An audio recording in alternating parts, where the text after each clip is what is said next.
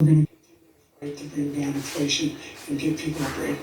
Thank you, President Biden. President Trump, you now have 2 minutes for your closing statement. Like so many politicians, this man is just a complainer. He said, we want to do this, we want to do that, we want to get rid of this tax, that tax. But he doesn't do anything.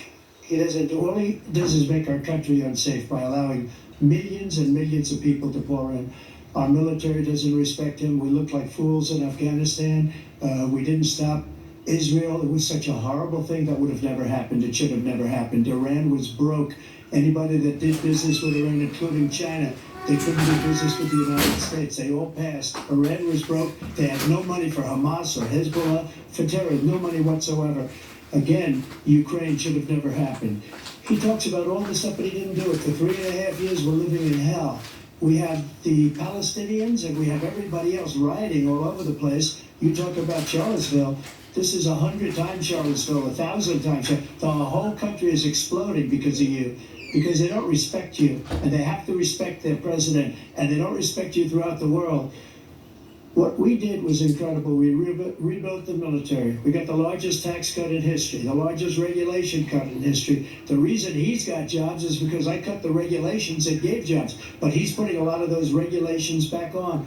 All of the things that we've done, nobody's never seen anything like. Even from a medical standpoint, right to try, where we can try space-age materials instead of going to Asia or going to Europe and trying to get, when you're terminally ill, now you can go and you can get something. You sign a document. They've been trying to get it for 42 years.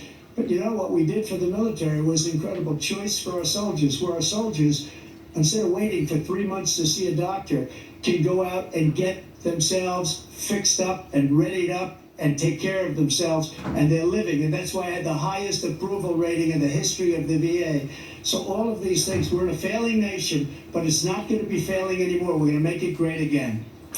Thank you, former President Trump, President Biden.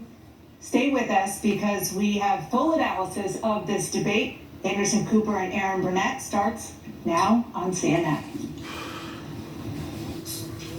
So we've been watching the wrap-up there of the debate. Former President Trump making his closing statement, wrapping up the first presidential debate hosted by CNN, with Mr. Trump facing off against President Biden. The two men debated for about an hour and 40 minutes or so and clashed repeatedly on the major topics of the day, including economy, abortion, immigration, childcare, Social Security, and of course, the key issue, the competence of both men, both one of the oldest presidents in history, if elected. The candidates also traded several personal attacks. We heard about golf scores, among other things. It was a very, very contentious debate.